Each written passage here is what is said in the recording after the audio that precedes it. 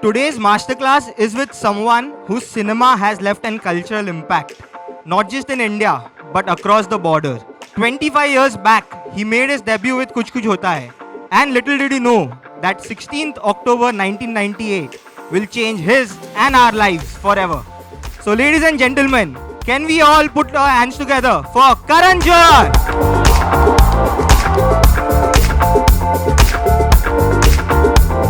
Congratulations firstly for 25 years. Thank you. Can't believe it's been 25 years. My God. 20. Huh? What? Silver Jubilee. Huh. I should have worn my shiny silver jacket and arrived. Silver Jubilee, my God. I feel like that was a different era. I feel like I was a different person. Like it doesn't feel like when I see like some making clippings. And you know, a lot of those, unfortunately, in the deluge, we had a go down in Mahalakshmi, and all without any backups. Unfortunately, a lot of our making footage, a lot of our stills, a lot of those memories during the making of Kuch Kuch Hota Hai just went. We have nothing. We had so many, so much BTS and so many behind the scene interviews, moments captured, that we were doing it, like the AD team was doing it. We had nothing. And, those days, we weren't smart enough to have a backup, which was silly of us. But, so unfortunately, I have nothing. But the memories are intact. They're entrenched in my memory bank, yeah. So firstly, thank you again, sir, for attending this Pinkvilla Masterclass. Thank you for having me. So, my first question to you is, you started shooting for Kuch Kuch Hota Hai probably when you were at 25 years old, I think? 24 years old. Do you remember the process of putting this entire setup together? It was one of the biggest ensemble film ever. So. Oh God. Everyone's seen the film here, right? Okay. There must be somebody who hasn't seen it. Put your hand up. There, see? There, I was right. There has to be that. It's the Gen Z kids. I have 1, 2, 3, 4. Do me a favor. Please watch it. Please watch it. It's available on Netflix and Amazon, and I think you might have a good time watching it, especially after our conversation. Let me tell you, it was very bizarre. I was an AD on Dilwale Dulhania Le Jayenge, and it was in one of those moments, Shah Rukh and I, got really close during the making of the film, and I was lost and scared on the sets of that film because I'd never been on a film set prior to that, and it was Aditya Chopra that actually made me become an AD, and he convinced my family, and because I was all set to go somewhere else to study, and my mother was really worried that this was not the profession for me, and my father thought that my temperament wasn't cut out to be in the movie. She says, you're too soft-natured, and, I don't know what she thought that would happen to me when I entered Bollywood. Somehow the other Adi convinced her, and, I began my journey as an AD. And when I joined in as an AD, I wanted to be a costume designer. So my first assignment was to do Shah Rukh's clothes. And that's how I actually got close to Shah Rukh, in the process. And then one day in Switzerland, when we were shooting Tujhe Dekha, not Tujhe Dekha. What am I calling Tujhe Dekha? Yeah, Tujhe Dekha. I'm sorry. Kuch Tujhe. It's all blurred. Tujhe Dekha on the top of a mountain in Switzerland. We were waiting for Kajol actually to get into costume and come. And he looked at me and he said, when you do your first film, I want to do it as an actor. And I had like half experience on the making of that film. So I was like, he's just being polite because it's cold. And, everyone's missing home. Everyone's being nice to each other. So I was like, yeah, of course. And then Kajol joined in and she's saying, what are you talking about? And Shah Rukh said, if Karan does his first film, I'll do it. She said, yeah, then so will I. It'll be fun. And it was just left at that. And I was like, I went back and told Adi, they're just being sweet. And why would anyone want to do a film with me after one film of experience? I don't know if I'm equipped. When I got back from the outdoor, Shah Rukh called my dad, and he said, he called my father Tom Uncle. We don't know why. And he said, Tom Uncle, my next film after Duplicate, because he was already doing Duplicate for my dad. He was like, that film I will do, which Karan will direct. And I'll start that in October 1997. So my father was like, but Karan को कुछ ज़्यादा पता तो है नहीं, अभी AD है, उसको 5-6 साल लगेंगे, उसके बाद भी देखेंगे अगर वो करना चाहता है. He said, नहीं आपका बेटा डायरेक्टर है और मैं कर लूँगा, उससे बोलो बस कहानी ले आए. So then my mother was like, you don't know anything, what is Shah Rukh talking about? So I said, I don't know, he's just being sweet, I suppose. But when the film released in October, it released October 19th, 1995, and or was it 20th? One of these days, 20th. The very next week, he followed up with me, and he was shooting for Chahat. And he was like, come and tell me what story you had. And I had no story. But I lied to him and I said I did. Because I was like, I don't want to lose this opportunity. He was like, come to Jaipur. And I went to Jaipur. He was shooting with Pooja for a song for Bhatt Saab. And I just randomly, while flying to Jaipur, I thought of this scene between a father and daughter, in this jam. The scene that is there between Shah Rukh and... I just thought, I narrated that moment to him. And he's like, okay, write the whole film. I went and I took a year to write Kuch Kuch Hota Hai, and it was first 2 stories which I merged into one, and I narrated it to them in April 1997 to Shah Rukh and Kajol and me, and nobody else had heard it, and I really thought that they'd throw me out, literally after that narration, because I didn't know what I was narrating. But at the end of the film, he was like, yeah, we'll start October, and that's what we did. We started October. The big struggle happened in casting Tina and then Aman, which was Salman and Rani's roles. So for Tina, I went to about 8 main lead actresses, and all of them said no. I first went to Tina herself, Twinkle, because I was very close to her, and I wrote the character keeping her in mind, but she said no, and subsequently everyone literally said no to me, and I said, now I'll have to wear that orange skirt and walk into college, because no one's going to do that part. Ironically, Aditya Chopra had seen the promo of a film called Raja Ki Aayegi Bharat, and he called me and he said, you should go and meet Rani Mukherjee. I think she's going to be a star. So I met her and narrated the film, and she also said, give me 2 days to think. So I was like, now ye to ho gaya, koi nahi karega. But 2 days later, she called me and she said, how will you convince an audience that Shah Rukh is in love with me over Kajol? Because Shah Rukh and Kajol were the dream couple at that time. And I was like, it's my first film, I'll do everything. I'll work very hard to convince. So she said, I'm going with your conviction. And she came on, and literally then I went to everybody else for Salman's role, and nobody said yes to me. I met Salman at a party, at Chunky Pandey's party, and he was like, only an absolutely confident person will do this film, and I'm that person. Why don't you come and meet me tomorrow? I went and narrated the film to him. At the first half, he said, I'm doing it. But I said, but Salman, you come in the second half. You have not heard the second half. He's like, no, I don't care. I know where it's going. And I'm doing it. I really like your dad. And I like your energy. And I'm doing the film. And I walked out of there and I was like, Salman Khan is doing this film. And I called up Adi, and he was like, oh my God, the film just got really big. And, there was already Shah Rukh and Kajol. And Rani was this promising new actor. She'd done Ghulam. And we started shooting in October 1997. With no hiccups, Himesh.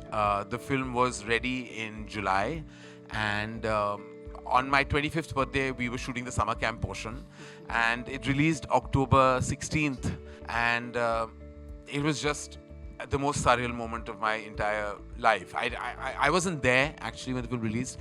We had some threatening calls at that time, so me and my parents had to fly out on the opening night itself, because for security purposes we just needed to be. So I never saw the film back home at all.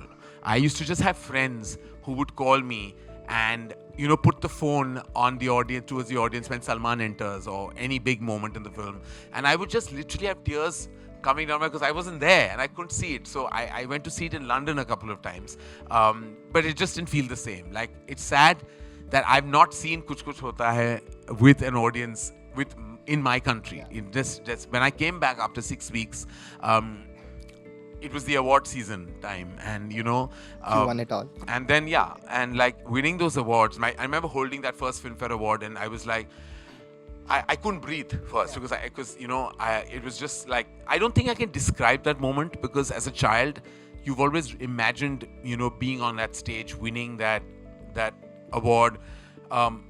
Seeing your dreams come true. We all have dreams, right? We all want to go somewhere with our lives.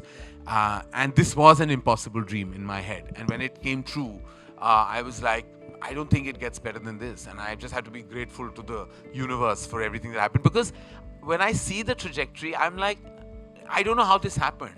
I was not meant to be here. Aditya Chopra convinces me. Shah Rukh Khan does the film. Kajol does the film. Salman Khan does the film. Rani Mukherjee does the film. The film gets made. And people kind of like it. Barring the 5 people here who haven't seen it, the people liked it, and like it kind of grew in pop culture. And like I really still feel like when I haven't seen the film in a really long time, but I really don't know how things happened. Like, I don't know. When you ask me how the story came to me or any of that, I can't give you any explanation. Just destiny. It was also just a lot of my love for Hindi cinema. Yeah. There's so much of Yash Chopra in there. There's so much of Suraj Barjatia. There's so much of Raj Kapoor. So many influences I've had as a kid. I just like, for me, just that film was like one big dream. But so, you know, like you said that the casting, like Shah Rukh came and he said he's doing your film. You went to Salman, he said he's doing the film without even hearing the second half. Do you think casting back then was easier and it is much more mechanical now? Oh yeah, oh my God. People were like so much more, it was on faith, trust and energy. Yeah. Today I'm like, actors take too long and take themselves way too seriously sometimes. And I'm like, yeah, sometimes you've got to just take that plunge, you know. In those days, it was just about the energy between director and actor and between a narration. Like, you know, it was just sometimes we didn't have, like, do you know, there's no full-bound script of Kuch Kuch Hota Hai that exists. I used to narrate it, I had never written it. So when the film released, Nikhil Advani had to write the screenplay down from the film. We didn't have a screenplay. Like, I used to write scenes on, like, those days we weren't even on the computer. We edited on the Steenbeck. There was no Avid. It was like I used to write in Hindi on pages and Xerox those pages and send them to the actors. We used to write those, and many a time we like changed scenes last minute. I would change and add dialogues because it was just like actors were there on good faith. It was, like you said, so much easier. And people used to do films for love sometimes. Yeah, today, I suppose there's love and lots of money that's required for anyone to do a film. But Kuch Kuch Hota Hai changed the lives of each and every person associated with the film. How did it change for you? Did it add pressure for your second film which you made, which was K3G? Yeah, I mean, because the film had achieved, you know, success, and I was very grateful. Then I think I remember telling my father that I want to work with Mr. Bachchan, Mrs. Bachchan, Shah Rukh, Kajol, Hrithik Roshan and Kareena Kapoor. And he thought I'd gone mad. He looked at me and he said, "Beta, ek hi picture banao. 3 projects mat plan karo." I said, "No, ye sare ek hi film mein hai." So he was like, "What?" He's saying, "What is this movie?" So I was like, "It's a family saga." And I really wanted this cast. And I went one morning with the story to Shah Rukh first, and he said, "I don't need to know, I'm on for the film." Went to Kajol, she was shooting at Filmistan Studios. That's the second meeting, and she heard it and she was like, "I'm on." I went to Mr. Bachchan, met him, and he was very gracious and kind and wonderful. And then I left Mr. Bachchan's house and I called up Jaya auntie and I said, "I want to meet you." She said, "But you were just here." So I was like, "No, I'm coming in a professional capacity." So I came back and I narrated the film to her. The idea, I mean, the long form idea of it. And she was like, "I can never say no to you." I went to Dugu's house, and Kaho Na Pyare hadn't released, but I had a lot of faith in him.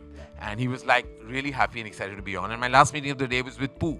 I met her and she was like, I mean, I said hello and she was on. Like, she was like, "Yeah, like we're doing it. Like, I don't want to know the story. Just tell me, you know, when you start." So the interesting part is that I signed all 6 actors on one day. It was all on the same day.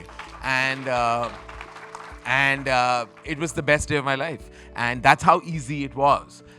You know, it was just wonderful that actors came on energy, faith, trust, and belief. When the film released, the rest is history. It's like one of the biggest blockbusters that we have seen till date.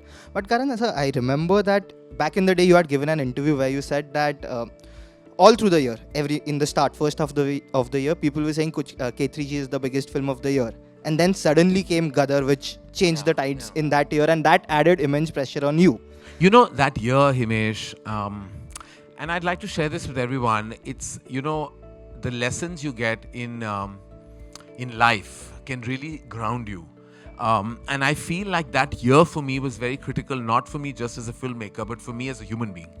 I feel very strongly that, you know, when you start flying, there is sometimes destiny or sometimes circumstances way of saying that, you know, stay in your place. Because success and failure both can happen in your life. And, you know, when you get success easily, there is still a struggle to maintain it or to achieve it.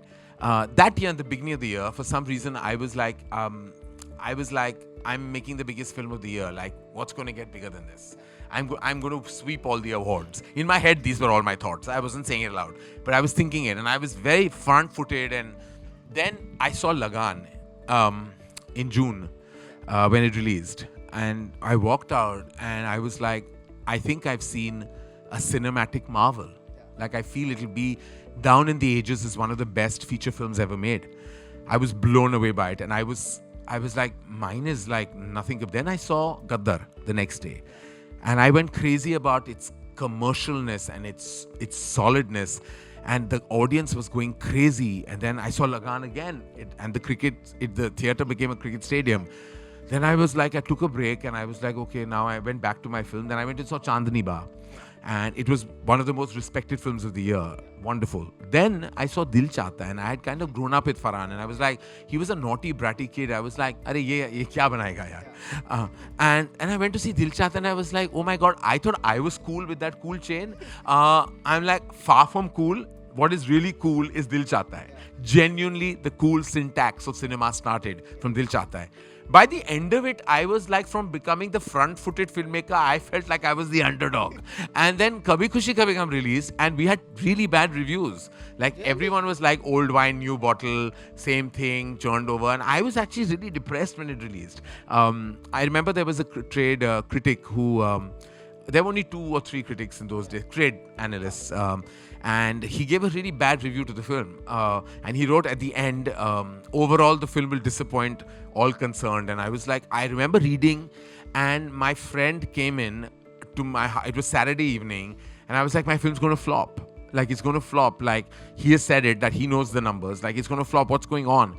Instead of taking me, like, somewhere to kind of get fresh air, he took me to a psychic. And the psychic is pulling cards out for me, and I'm crying.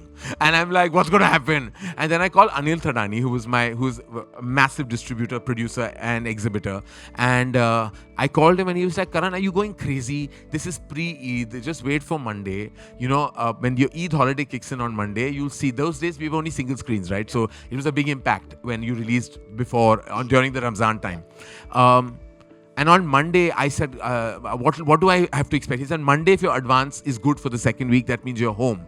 So I was like, I took a mannat. I walked to a temple. I was very dramatic in my head. I was like, my God, if this film flops, what am I going to do? Because my dad had told me, if this film flops, we'll have to go back to our old house. Because we put all our money into this film, whatever we made on Kuch Kuch Hota Hai. And imagining us, like, my mother and my father and me with suitcases leaving that ghar, that Hindi film scene, you're turning around and background music is very sad and you're looking at that last. And I was visualizing all this. And I reached Liberty, the lane of Liberty. It's next to Bombay Hospital. Liberty is where the film was playing. And there was a massive traffic jam, and I was like getting very anxious because Anil Thadani was meeting me at the cinema. And I just turned around and I said to someone, I said, ye traffic kyun hai? He said, arey advance booking ka line hai. So I was like, what? I said, kis picture ke liye? He said, arey ye family picture bani hai, Kabhi Khushi Kabhie Gham. And he was very irritated himself because he was also stuck in the traffic. And like in high speed, you've seen those heroines run, no? Like I have run like that, like through the traffic, literally to Anil Thadani, and he took me to the houseful board, and it was all houseful for week 2. And I was like, so then the film is a hit? He said, call all the distributors now. He's saying your film is a massive hit. So I was like, oh God, okay. So I called everybody barring the Punjab distributor, who said, हाँ बहुत बड़ी hit है लेकिन गद्दर जैसी नहीं है. So I was like, ठीक है भैया, number 2 तो है ना, वो मैं सह लूंगा, but flop तो नहीं है इसे नहीं, क्या बोल रहे हो, सारे full shows जा रहे हैं. So I was like, oh my God, thank God. But then, the award season, which I had so enjoyed with Kuch Kuch, and I won no award for Kabhi Khushi Kabhie Gham. I was even nominated for a couple, I think. That was like a really grounding experience for me. I fell back, back on my feet and realized, and that life lesson that I learned still keeps me on stead today, because I realized that you've got to just work and don't expect anything from the beginning, because there's no replacement to hard work, nothing else. But so through the 25 years, you have made 7 films. You have a 100% track record, 7 hit films. When you look back at all the 7 films, is there anything which surprised you the most? It was not surprising, but I was a bit like taken aback with the moral policing for Kabhi Alvida Na Kehna. I thought that I was making an unusual subject. It was about infidelity, and I was also deconstructing Shah Rukh's absolutely pure image, and showing the grey side of life. Thursday night, I went to see, it was a preview at Ad Labs, and there was a scene, there was a very traditional couple and I was sitting behind them. And there was a scene when Shah Rukh and Rani check into a hotel room, So there was this lady who looked at her husband like that and he said, dream sequence che. So she got pacified with the fact that ye dream sequence hai, aise ho hi nahi sakta na. They can't really step outside the boundary of their marriage. When they realized it was not a dream sequence, nati che, they both got up, took their families and walked out. And I was like, oh my God, the reality of judgment hit me. And then when I stepped out, there was a lady and her daughter was crying on the corner, So I thought she was very moved by the film. But the mother came to me and she looked at me. She said, "Tu Karan Johar hai?" So I said, "Ji." He said, "मेरी बेटी ना अभी उसका divorce हुआ है और मैंने बोला मूड ठीक करने के लिए मैं तुझे करण जौहर की पिक्चर दिखाऊंगी और तूने ये पिक्चर बनाई है ऐसे बनाते हैं picture." So I was like, ये होते हैं हमारे संस्कार. I was like, by that time I realized that the film had done phenomenally overseas, but in India it had done good business, not great business. But I realized that there was such a divided house on Kabhi Alvida. So when you said I was surprised, I was not surprised. I was more disappointed actually. And then I went within and realized that that no matter when you make a film that hits home sometimes, whether it was Kabhi Alvida then or Gehraiyan today, it'll always have this polarized response. And I was so used to getting just love that the polarization really threw me off. But how do you deal with the appreciation and criticism? And has it changed, evolved over the years, right from the day of your debut till now? It's always stressful, Imesh. Ours is the only business that is judged on a Friday by each and everyone. And the time that I'm coming from, there was no social media. Yeah. To now, where everyone is a critic. Yeah. Everyone. The critics are critics. The regular audience are critics. People start meeting me in my own building and say, 100 crore karegi? And I'm like, they asked me that question when Bombay Talkies was releasing. I'm like, how can Bombay Talkies do 100 crores? I mean, like please think. And when you I said, uncle, zara soch ke, it's not easy to achieve business like that. And you get trolled, you get massively criticized or praised, but everything is there for you. Like everyone, YouTubers are reviewing, Instagrammers, Reeler, everyone is giving you their comments on the film. So I come from the school where I watch everything because I believe that's the only way you should be aware of the ground reality. Because many filmmakers and actors, I believe, live in like their own bubble. Yeah. And when you live in a bubble, there's no way that you will find out that what really the audience thinks of your film. So I have become resilient and grown a thick skin now because God knows that people say some really terrible things about me and I'm like, God, you don't know me, I'm not half as bad as you think. And there's one snake emoji that keeps popping up, I don't know why, when my name comes and I'm like, I've seen all the trolling, I've seen it all. And I've just said that, okay, this is like an occupational hazard. It's part and parcel of what you are, because people who don't have faces and names sometimes tend to just take out their day's anger on somebody. Yeah. And sometimes they have a perception of who you are without really knowing who you are. They believe it of you and they create that perception and then they attack you. I've grown to kind of realize it's okay. I realize that now I take it with a tinge of humor. I even laugh at some of the things people say are quite creative, even when they're trolling you. Actually, they're doing it quite creatively. Some of the memes are hilarious. I see everything. I've realized that I shouldn't be an isolated filmmaker. I should be an inclusive filmmaker and read everything. And I do. True. And I think that's the way you grow as well, when you learn from whatever, especially when it's constructive. So, yeah. Well, who knows what's really constructive, really? Most of the time, I'm not sure it's constructive criticism. But there are a few critics that I take seriously that I read. But the others also I read. And I love some of the YouTubers. They're quite hilarious. And they get really angry when they don't like your film. They start screaming loudly. And I'm like, but aren't you mic'd? Why are you screaming? And then there are suddenly people outside, cinema halls, who have become self-proclaimed critics, and I see everything. Karan, so, of the filmography of the films that you have directed, most of them, actually all of them have family emotions, drama, comedy. But one film which stands out for me is My Name is Khan. That is unlike anything that you have made. how did the subject of My Name Is Khan come your way? It was actually started. I was in a dinner with people in New York, actually, and very educated. Some of them were college friends of mine. Some of them were friends of mine in New York. All educated in some Ivy League schools and colleges.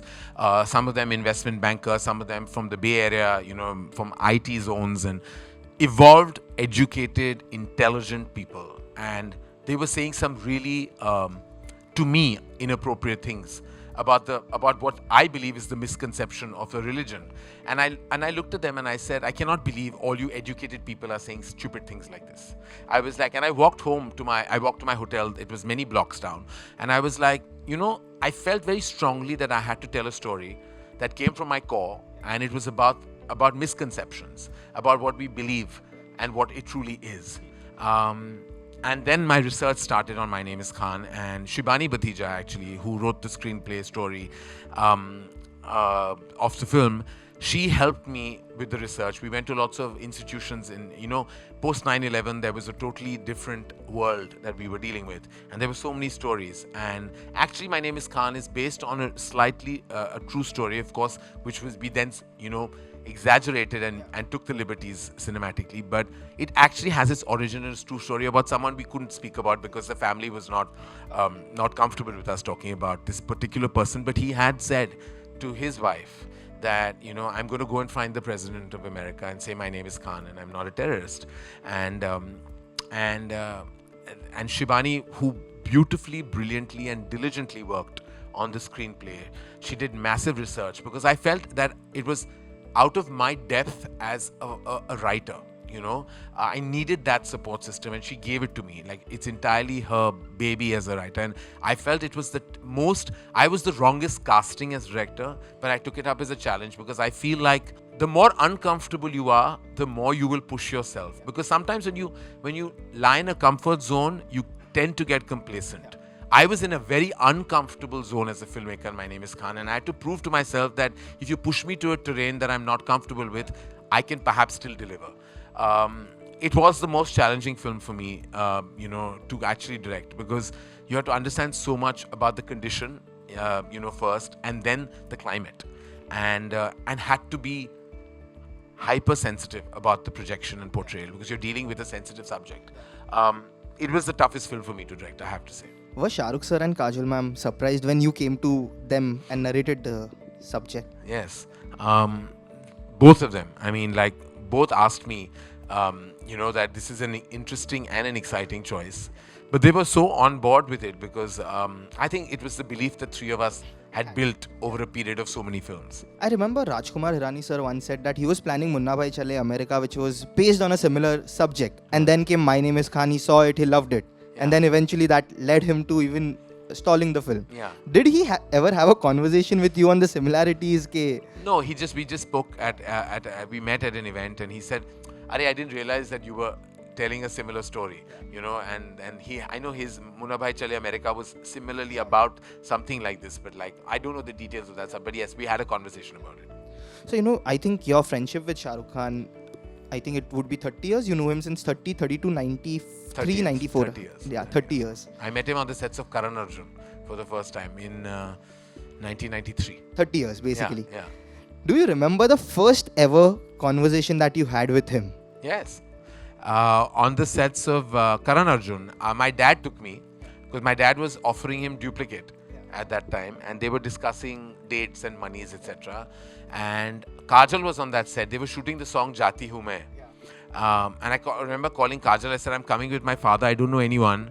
At least you'll be there, So she said, yeah, I'm there. And, so I went, but the time I reached, she was giving her shot. So she was busy.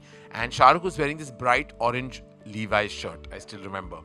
And, you had built a perception and heard about movie stars and how they are. And I had this impression that movie stars are a certain way. And my father was a producer and he had dealt with many. And Shah Rukh, there was a lot of talk that he's actually kind of arrogant. And that he was not arrogant. He was the word is he knew what he was doing, and he comes from drama and theatre and all that. But in 1 minute, I was just swept away by the magic of Shah Rukh Khan, because he was not only just charming, chatty. He kept asking me questions about my school and college. He was so personable, and he looks into your eye and speaks to you. And that is the most beautiful part about Shah Rukh, is that when he's with you, he's present with you. He doesn't give a damn about who you are and where you come from. It's just you. And when he's talking to you, he's really looking into your eyes and speaking to you and genuinely wanting to know. And I, in 5 minutes, I think had become a fan. Like, I was like, oh my God, like, this is the most amazing human being I think I've ever met. He was magical. Like, you know, it's like, and I feel like most people who haven't met Shah Rukh Khan have missed out, because that is like that moment, and it remains till today. We are 30 years, a deep family friendship. And even now, when I speak to him, he's magnetic. He's majestic, of course, but he's magnetic. That is not the first time, though, I met Shah Rukh Khan. I did a show which I'm very embarrassed about, and there's a reel making the rounds called Indradhanush when I was 15 years old. Anand Mehendu, the director, called my mother and said that, do you have a very fat son? And I was very large. I'll say plus size today. I was very, very plus sized.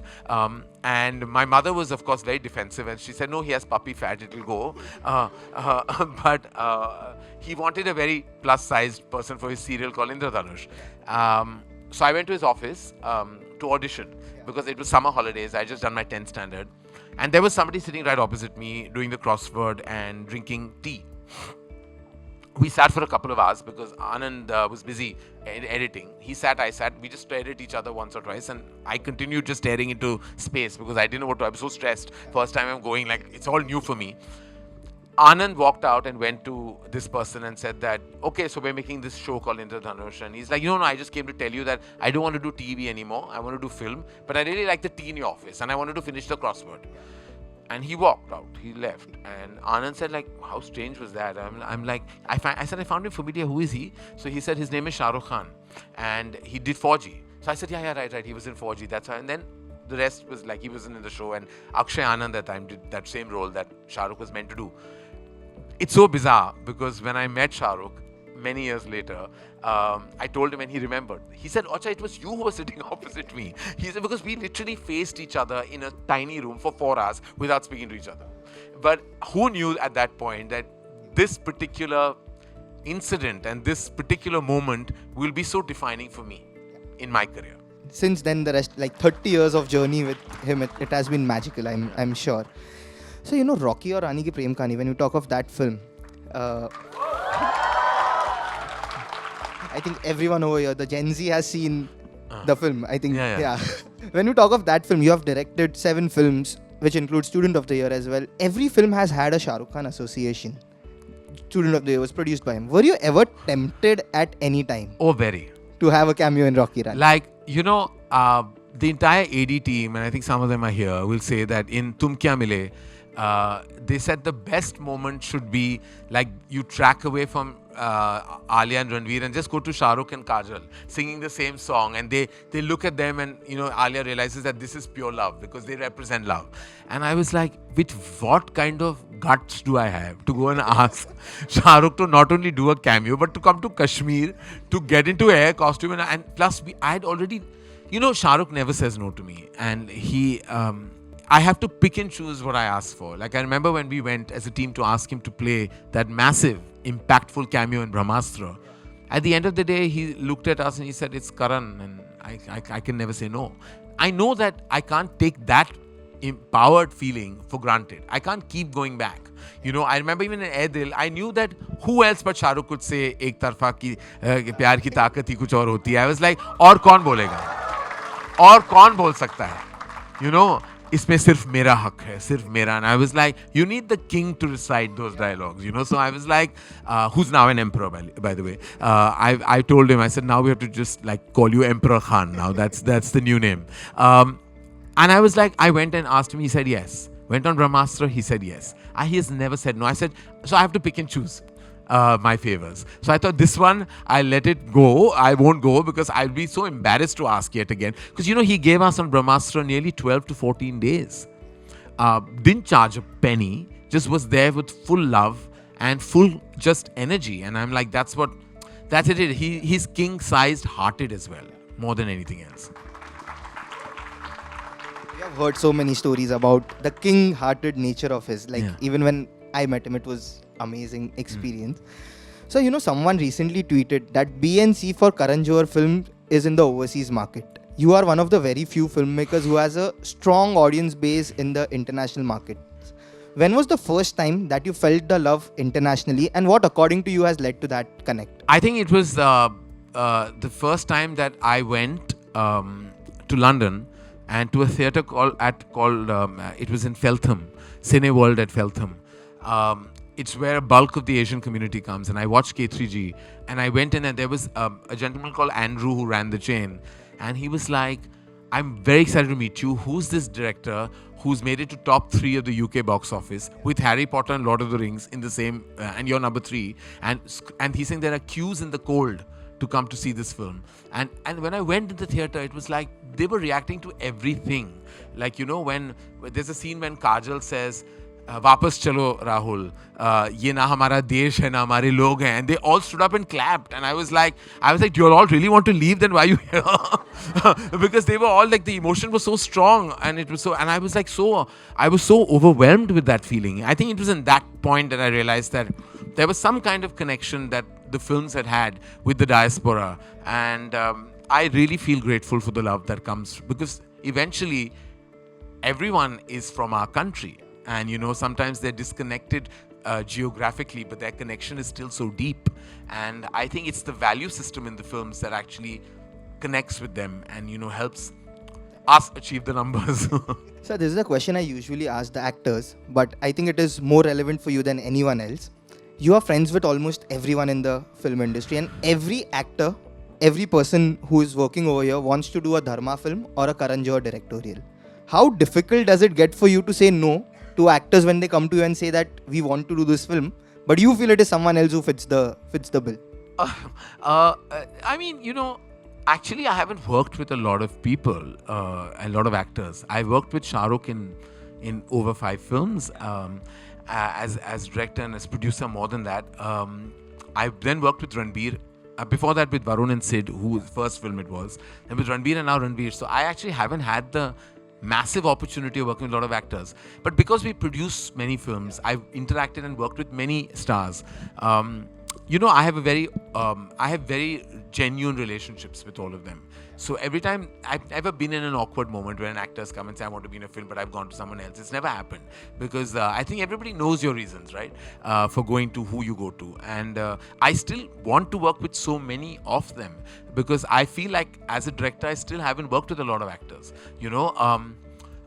Even when I directed Ranveer, it was like, for the first time I had ever worked with a movie star besides Shah Rukh Khan, and when I worked with Ranveer, it was a rare experience for me, but a wonderful one. When I directed Alia on Rocky or Rani, I felt I'd never directed her before, because the Alia on Student of the Year was a different actor. Yeah. The Alia Bhatt who faced the camera as Rani Chatterjee in Rocky or Rani was like, I was like, who taught you to be this brilliant? Like, it wasn't me. I have absolutely... and Alia told me not to praise her a lot, but because we get trolled for that a lot. That every time I praise Alia Bhatt, it's like, oh, he goes on and on about Alia Bhatt. Now what to do? She's like my firstborn in many ways. So like I have like pride for her. But I always say, like, Student of the Year was her professional launch, her emotional launch, but her true career launch is Highway. I think that truly is what cemented her career as an artist. It wasn't Student of the Year. I promise I taught her nothing. I taught her how to maybe look glamorous, but that wasn't the prerequisite to being a great artist. So when I directed her, and I was like, oh my God, she's fantastic, and I don't know how this happened. She's just become this fantastic actor. 2022 was not really a good year for the industry. Now 2023, the tides have changed, and how? Right from Pathaan to Gadar, oh my God, Jawan, Rocky Rani ki Prem Kahaani, Dream Girl, Fukre, and so many more. Having observed the trends with regards to the kind of content that is working, as a producer, what do you think has changed in the last 3 years? Oh God, loaded. So I think pre-pandemic, there were certain kind of films that were definitely exciting an audience, that were either specifically not tentpole or big event action films, but very substance-oriented films. I think a lot of that has changed post-pandemic. Those that are completely substance-based and message-based, or probably emotional dramas, human dramas, love stories perhaps, have been so actively streamed. Like when you go on to any of the streaming services, there's so much of that kind of content, thrillers, that people are, I don't think, investing their time and money in cinema halls. So for cinema halls to get those bums on seats, I think the big tentpole films or the films that really actually have like crazy word of mouth from day one. But that's tough. It's become tough. So everything that has worked has been an event film. Jawan, Pathan, Gaddar, even Dream Girl is a sequel. Fukre is a sequel. So sequels have also, the sequels at the first parts and second parts were really appreciated. For us, I think Rocky Aur Rani worked purely on the strength of its word of mouth. We didn't open to a grand number, but I think the film got the love, and that's why it just went on doing the business it did. And Ranveer and Alia got so much love. And here I have to take a beat and just say, before I get into that, working with Ranveer Singh was just an amazing, exhilarating experience. Like he's a juggernaut of talent. Like he is just something else, like a chameleon. Like he can go from Khilji to Murad to like to literally to Rocky to Kapil Dev. I mean and then Deepika tells me like every 6 months a new person walks into the house, because he becomes that character. Like he would talk like Rocky throughout. Like he just in his conversations with me, I was talking to Rocky Randhawa. I was not talking to Ranveer Singh. He would say how's you? And like he would call me and say, Ranveer Singh this side. And like everything was like, and I was like, oh God, like I'm not being able to have a normal conversation with this man. But he never left that character. It was phenomenal. I had to just say it because I'm so grateful for him and the film. But going back to your question, so I mean, we have to walk on thin ice right now when we plan our films. To make sure that their syntax is theatrical. Do you believe that there's this entire narrative on social media about the concept of superstars? Do you believe franchises and IPs are the new superstars and there are not enough superstars we have? I mean, I think your film is your superstar. I think even if you have a superstar, your film's got to work. We know that Shah Rukh, Salman, Akshay, Hrithik, Ajay, they're all massive superstars. And in younger generation, we have so many of them. Shah Rukh has proven this year that, that he's befitting of that glorious crown. Look at the numbers. They're fantastic. Like I've never dreamt of, I think I'd go mad if I saw these numbers coming out of a film I made. But it's like, I'm so proud that it's Shah Rukh. But yes, eventually the film is the superstar. There's no bigger superstar than the film itself. And so when we talk of Rocky Aur Rani ki Prem Kahaani, I know that there was a lot of pressure around the film before the release because, like you said, franchises and tentpole films were happening. What was the moment when you realized that, okay, we have made it? The first day, fantastic reviews. Everyone is talking about the film, the performance, and slowly the audience word of mouth kicked in and the film went where it had to. But when was it where you felt that, okay, we have made it? Original Hindi language film, non-franchisee has gone and... I was very stressed. I think I was going to have a cardiac arrest. The week before and the days following that, I don't think anyone who knows me closely will know that when I mean stressed, it was physically like my body was like shivering and shaking. Like I felt like I really seeked the validation with this film. It was a 7-year gap and a 3-year tough time. With the trolling, the anxiety had built. There was a lot of negativity that surrounded me personally as well as the industry, and it wasn't easy on me or my mom. It was a tough time for us as a family when we had to combat it. I don't feel like I should put so much focus on success in general, but this time I felt I didn't need the success as much as I needed the validation that I'm still a relevant filmmaker that can talk to an audience today.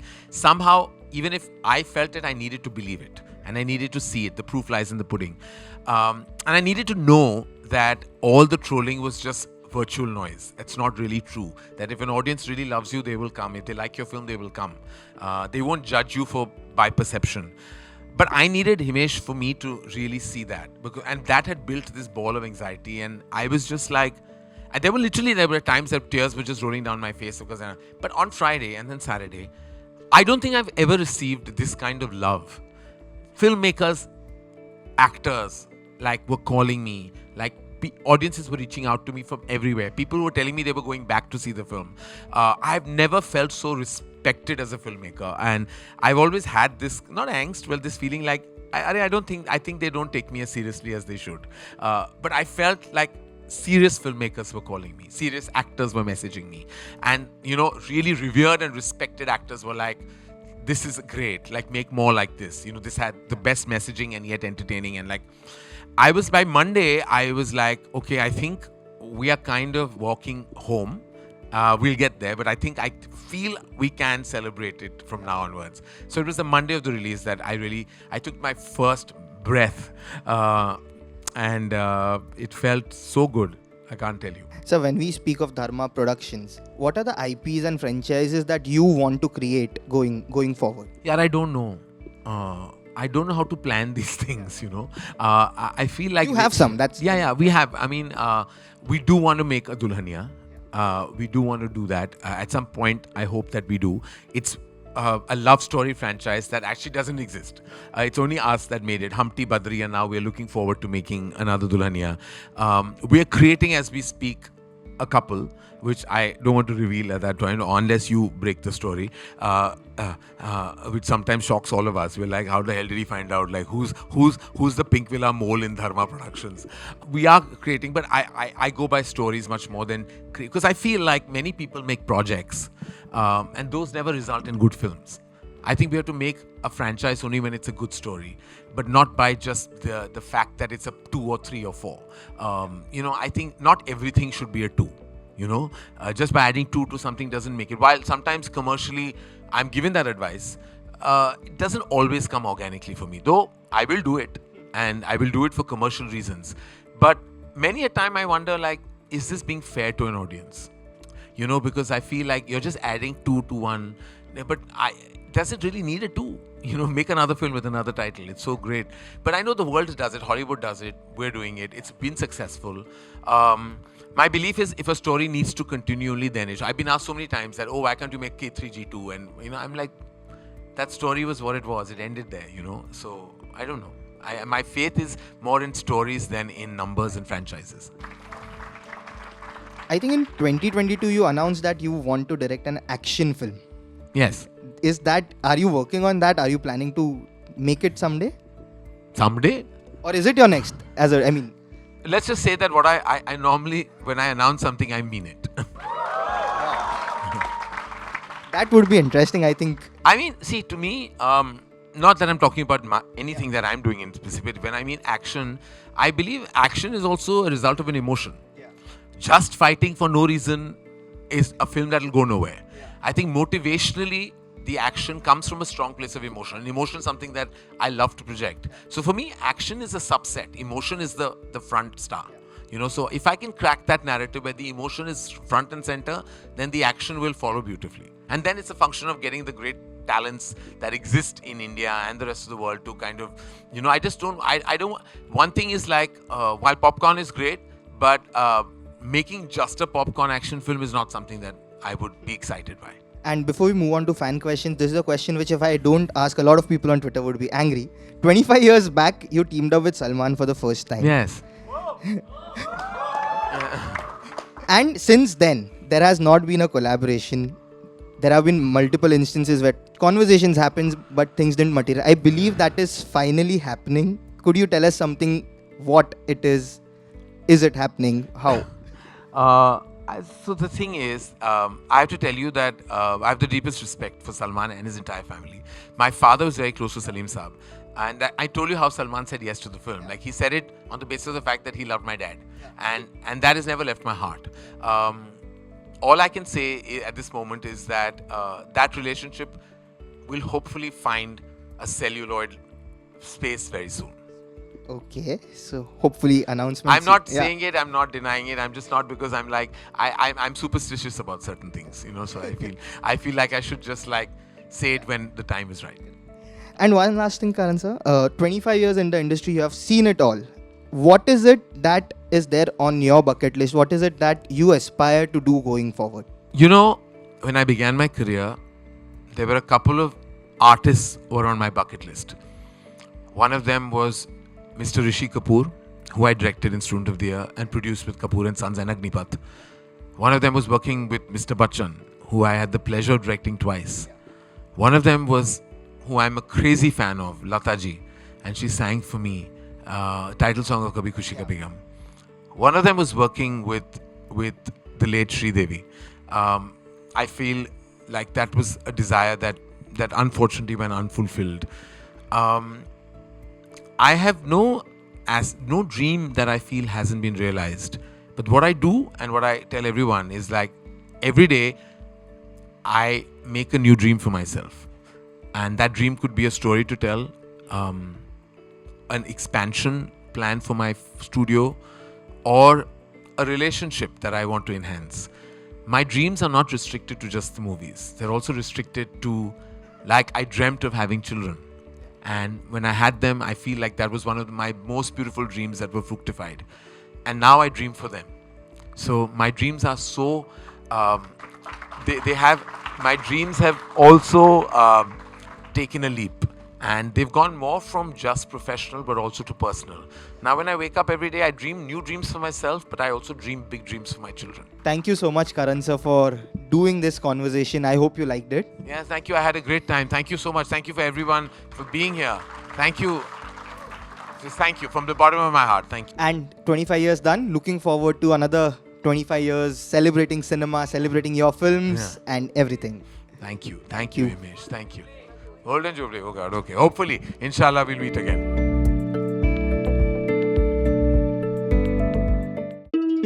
Pinkvilla. Look no further.